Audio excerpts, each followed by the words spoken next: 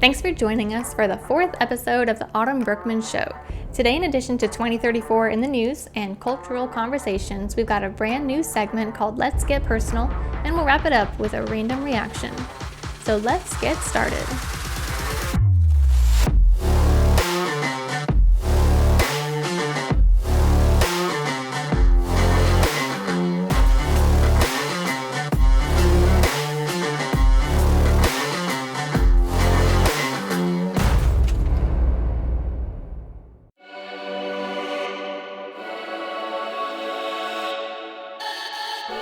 So here we are at 2034 in the news. One of the main mantras in 2034 is division is unity. That's at least what they tried to get everyone to think. So what better news stories to talk about than diversity, equity, and inclusion?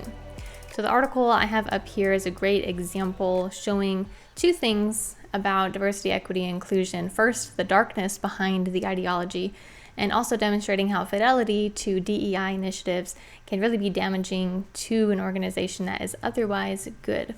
So let's check out the article. The headline says, Ben Shapiro reveals how UCLA med students are taught anti-white, anti-American hatred. And in about the middle of the article it says, for the class, students are told to read from Our History is the Future, which is about settler colonialism and indigenous resistance on a global scale. UCLA med students are told to read about wars of indigenous resistance, in which Native Americans killed thousands of white people, to imagine what liberation could look like. Now, this issue of racism in schools, it's kind of like having a scab. Like, I have some young kids, so I'll have to tell them, like, stop picking at it, leave it alone. That way it can heal on its own. But we keep on bringing this up. We don't allow racism to heal or racist ideas to dissipate because we keep on dredging up the past. And with these kinds of DEI courses, we're really just gouging at it with a knife. For some context, this course that they're talking about is actually called Structural Racism and Health Equity. So students in the medical school at UCLA are required to take structural racism and health equity as a part of their coursework. So again, we're just being reminded in courses like this, and I know some people are facing different trainings and things at their workplaces, that we have to view people based on their race, based on these systems around us. No longer can we just view someone else as a human being, but we view them as a product of a system that's horrid and must be overturned.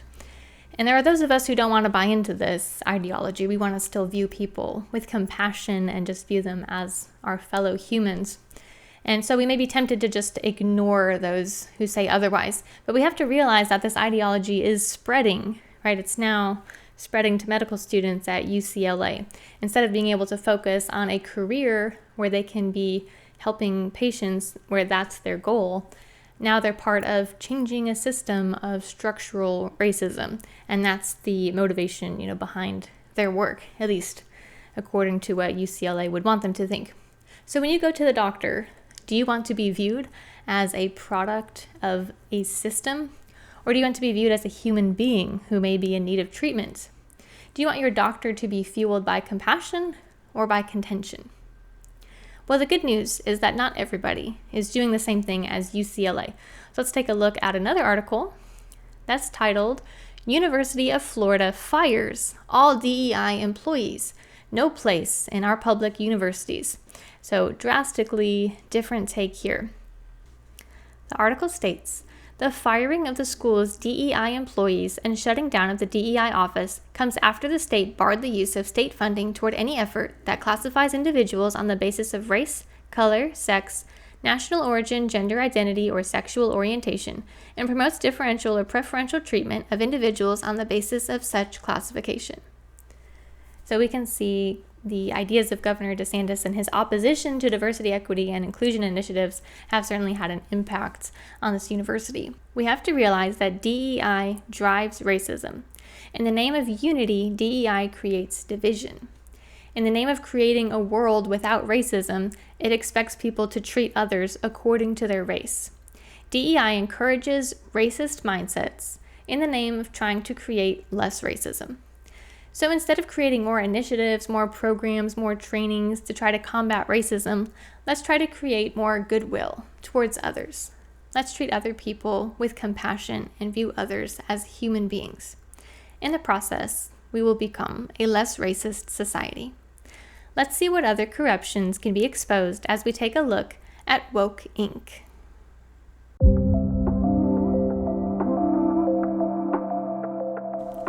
For today's segment of Cultural Conversations, we'll be talking about Woke Inc. by Ramaswamy. I started reading his book when he was in the primary elections and he was running for president, and I was intrigued by a lot of his ideas that he would say. And this book, Woke Inc., really exposes a lot of the corruption in corporations that are running on this woke ideology. And it also exposes the connection between corporations and government. And this is one of the big ideas I wanted to hit on in 2034, A Cautionary Tale. I feel like people think of Big Brother and they just think it's all going to be government run. But what we're seeing today is that there's a link between government and corporations, and that the real horror of corruption that could be happening is when those two powers join together against the people that they say they're trying to serve. So let's get into some of the topics in Woke Inc. So first, Ramaswamy discusses a fourth branch of government, one that exercises much influence over corporations. So let's take a look at what he has to say about that. They teach us in high school that there are three branches of government: legislative, executive, and judicial. That's certainly what the Constitution says. Yet in real life, the fourth branch of government, the administrative state, is often more powerful than any of the other three. This alphabet soup of government agencies, SEC, FAA, FTC, HHS, FCC, and so on, runs the day-to-day affairs of the federal government, staffed by civil servants largely insulated from political accountability. And so that was a big statement, but it's really just talking about all of these federal agencies and how much power they have that they're really not supposed to have, but they use this power, and it's just grown more and more and more over the years as more agencies and departments have been added. So he does give some examples. So let's look at a specific example of corruption involving this. That'd be with the concept of right to try.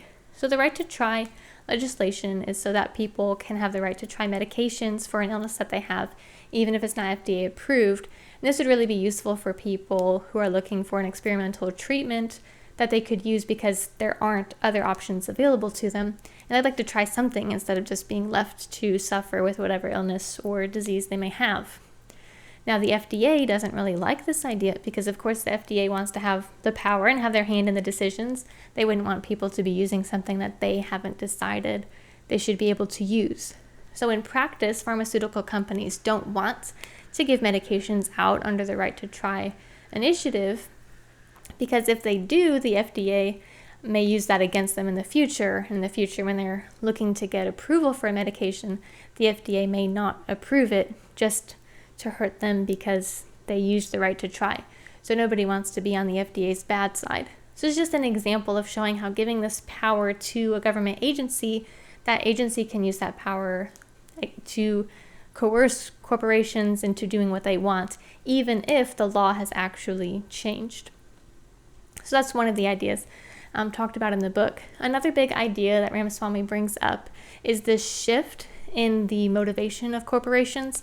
So a shift from really valuing their customers and investors, wanting to make a profitable company to benefit their investors, making good products for their customers and for their employees. So a shift away from that kind of focus to a focus on just all of society in general.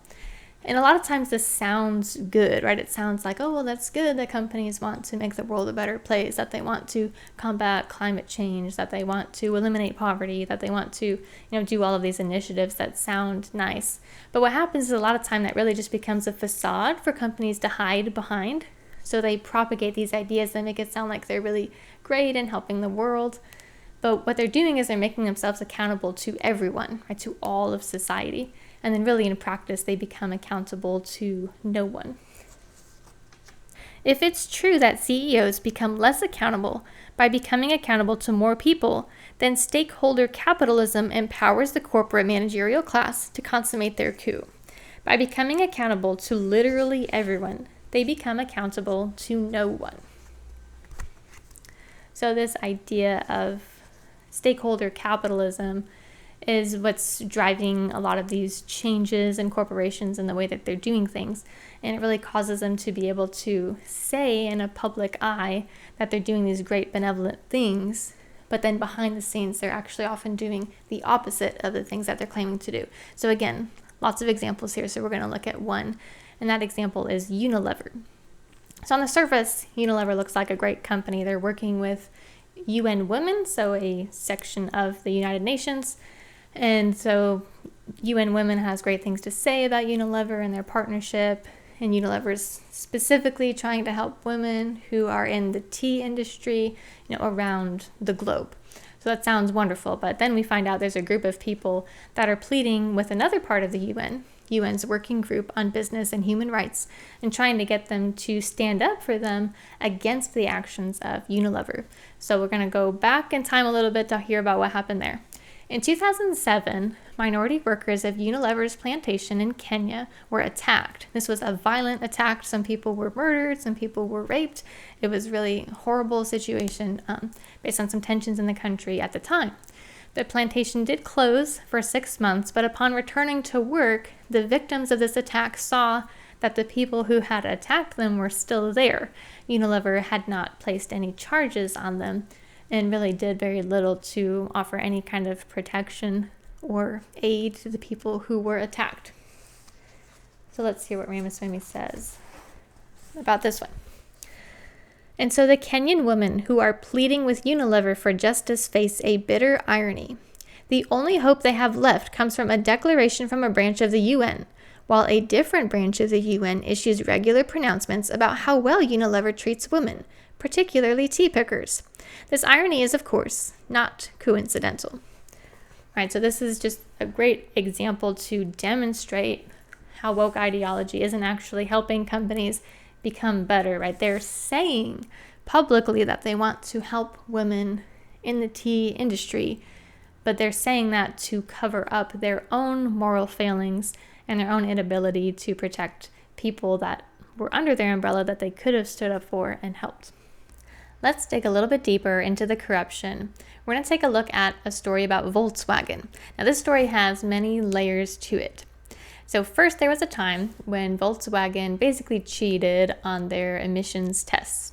So Volkswagen had put a device on their vehicles that would make it seem that the vehicles were doing well as far as meeting emissions standards, but they actually weren't. It was just the device making it appear that way. So in 2015, the EPA ordered Volkswagen to recall about 600,000 vehicles. Now later on, the Obama administration took advantage of this situation. I'll explain what I mean by that. The Department of Justice went after Volkswagen and basically fined them $1.2 billion. But instead of just fining them and the money going into the U.S. Treasury, they decided that the $1.2 billion would have to go into creating electric vehicle charging stations. So at this time, there was some tension between Obama and Congress as far as doing some initiatives that Obama wanted. So when he couldn't get the funding that he wanted from Congress, these Department of Justice proceedings would just get money from other places. So in this case, the money came from Volkswagen, and it was used to promote this initiative that he had already wanted to do. So it's kind of an underhanded way of executive power getting funding for things that they want when Congress won't give it, which is not the way that our system of government was made to function, but it's this corrupt partnership between corporations and the government. Maybe partnership isn't the best word here, but this relationship between government and corporations and the power between the two that can be used to fuel situations like this. And there are a lot of other great topics that are discussed in Woke Inc., and I'm going to end with just one more. So this is about using race quotas for things like college acceptance and hiring employees. So let's start with a quote from the book. This approach is flawed on multiple levels. First, when institutions conflate racial and gender diversity metrics with diversity of thought in their organizations, they implicitly reinforce the incorrect assumption that genetic characteristics predict something important about the way that a person thinks, the most fundamental assumption underlying racism itself.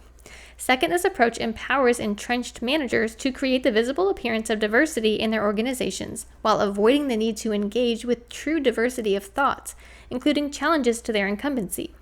Third, when a narrow conception of diversity is implemented through affirmative action or other quota-based systems, that fuels racism and sexism by fostering tokenism in the workplace and animus among communities that fail to benefit from these programs. Forcing an organization to appear not racist through quotas forces organizations to actually function in a racist way and drives racism by forcing people to think about how one racial group is faring compared to others. Wokeism, in reality, is about creating a facade of righteousness to hide an interior of evil. This is why it is so important to expose the lies and demonstrate true goodness toward others. Thank you, Ramaswamy, for writing this book. Thank you for the ideas that you continue to share and the people that you are connecting with. I look forward to seeing what you do in the future. Up next is our brand new segment, Let's Get Personal.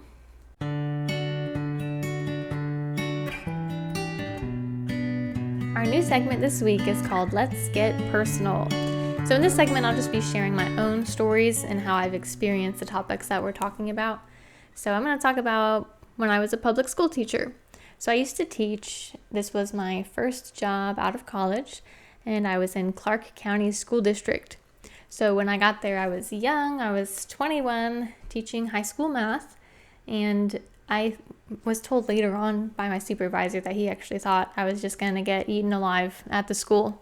But I held my own. I did well my first year. Then they asked if I would lead the geometry team, and they later on had me doing some staff developments and things that I was able to lead some sessions for the school district. Just some small sessions, but it was a good opportunity. It was, however, a tiring job.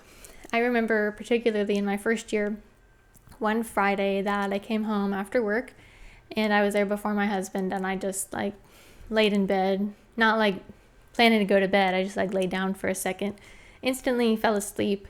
Found out later that my husband came home and saw me, and then he went grocery shopping, and then he came home, and then I woke up after he came home. And that's just how tired I was from the work week. And I remember just one time, this was before Christmas break, so that last day before is kind of a difficult learning day because students are so excited for break. But we're still just trying to do stuff at school. I remember I had a student who gave me a bookmark that they made in a different class that they didn't want.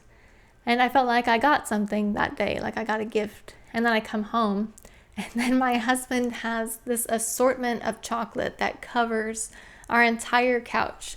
And that's what he got for his Christmas gifts. So big contrast between what he got and what I got at Christmas.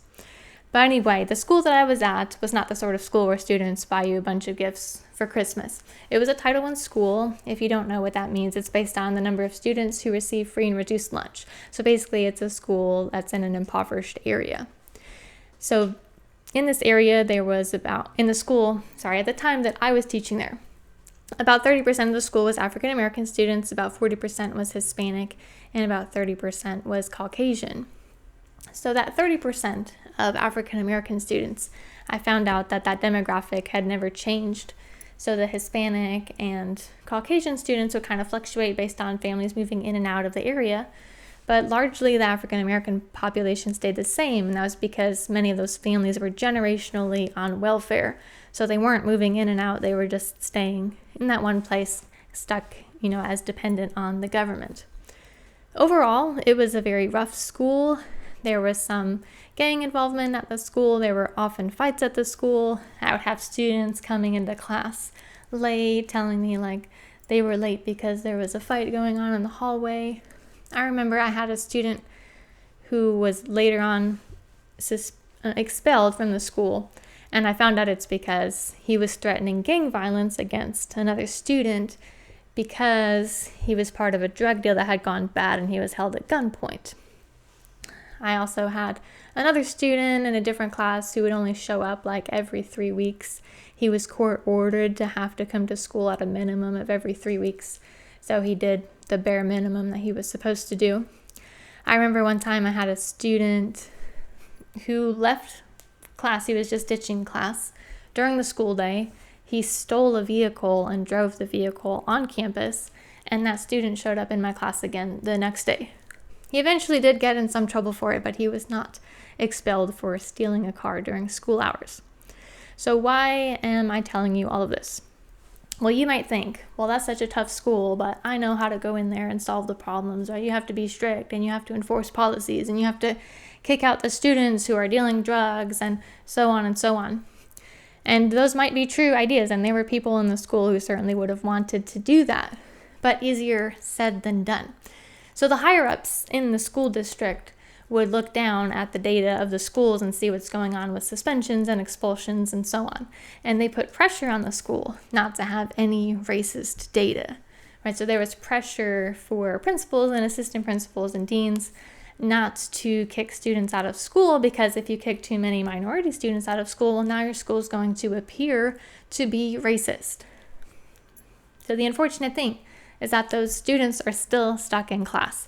So the students that have no motivation to do their work well, are disruptive in class, are bringing drugs onto school, are stealing cars during school hours, those students are still in class, because if those students were to be expelled, then the school might appear to be racist. That obviously puts huge strain on teachers. It is difficult to effectively teach a class when you have a certain population of students who have no desire to learn anything from you, have no desire to be there. It is possible to still manage a classroom well. There were certainly pockets of success, and there were certainly people at the school who really wanted the school to run well and tried to enforce what disciplinary measures they were able to. So there certainly was some functionality, even though it was difficult. But obviously, things would have been better if teachers had really been able to use their time effectively and manage the classroom by focusing on other students instead of the ones, who were taking up so much of their time and effort by causing behavioral disruptions. So my point in all of this is very simple. The ideology that's behind diversity, equity, inclusion, that's behind these anti-racist movements, causes racism. So before I even knew anything about DEI, I was experiencing this at this job. Now, I don't know if DEI existed already at the time, but I didn't know anything about it then. But the idea is this, that there was disproportionate data, right? The higher-ups are looking down at the statistics from the school, and they're saying, well, this appears to be racist. It looks like you're doing something racist because you have a greater number of minority students or a greater number of African American students who are receiving consequences. So then what happens is that causes the school, now instead of following their usual policies and instead of saying, if you do this behavior, it leads to this consequence, now they have to say, well, this student is of this race, and if we expel this student, then it's going to change our data, and then our data is disproportionate. So now they're forced to treat the students based on their race differently than they might have otherwise. And then overall, this just leads to just a lowering of standards, because obviously they can't just enforce standards for one race and another. So then they just sort of overall have lower standards because they don't want to be expelling and suspending too many students. And that just lowers the culture of the schools in terms of academic success and how many students are going to be performing well. And this type of thing happens so much more than we realize. It happens in businesses, it happens in government, it happens in foster care. Just this idea that people will look at data and they'll say, well, we don't want the data to look racist. We don't want to appear racist. And because they so strongly don't want to appear racist, they will behave in a racist way and make sure that the data looks the way that it's supposed to. So it's very important that we're aware of this, that we start to stop using this, and that we just view people as people, that we enforce policies according to the person, according to their behavior, that we judge people by their character and not by their race, and that we realize the corruption that is behind this and just how it hurts people, how it hurts institutions, and it really makes them worse off because they're buying into this anti-racist, diversity, equity, and inclusion mindset. Now let's end on a lighter note. We're going to take a look at random reactions.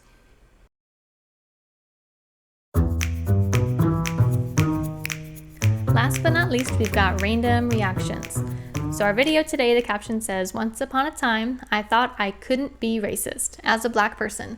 This lie is more prominent than y'all can imagine." So let's see what they have to say.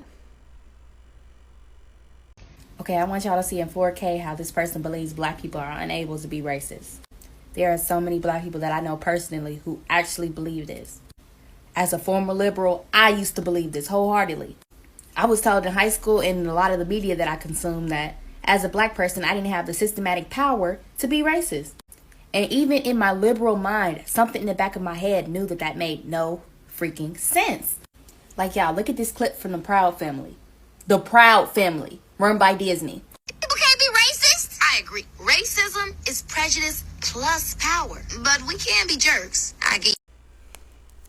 Yeah, I think this really demonstrates just the change in definition of what we think of as racism, right? So the traditional view, right, the Martin Luther King Jr. view of racism is just this idea that you're treating someone differently based on their race, that you're judging a person based on their skin color instead of judging a person based on the content of their character. But today people use the word racism and they're really talking about just the system of society that they view as oppressive, and they just define these groups to function against each other systematically. And it's like there's no escape. There's no way for you to be a moral or good person because it's all just built into the functioning of society.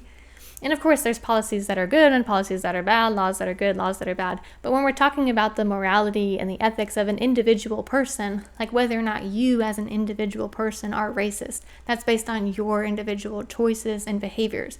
You can't base your morality or judge your character or your goodness based on this entire structural concept of society. And this is really just based in Christianity. Like if we look at a Christian worldview, when you face Judgment Day, like you're not facing Judgment Day for the systems of society. Like you're facing judgment for yourself, for your actions, for your choices. So when you're viewing someone as racist or yourself as racist, right, that's based on your thoughts, your actions, your behaviors. And so this idea that a person can or cannot be racist based on their race is in and of itself a racist idea. Right? Any person of any race has the ability to do good and has the ability to do evil. And of course, we want to be those that choose to do good, that choose to have compassion, and that choose to live in truth. Thanks for joining us for today's episode of the Autumn Brookman Show. I'd love to hear your thoughts, so please share them in the comments below. And if you want to be notified of our future videos, be sure to subscribe. And as always, remember to live in truth.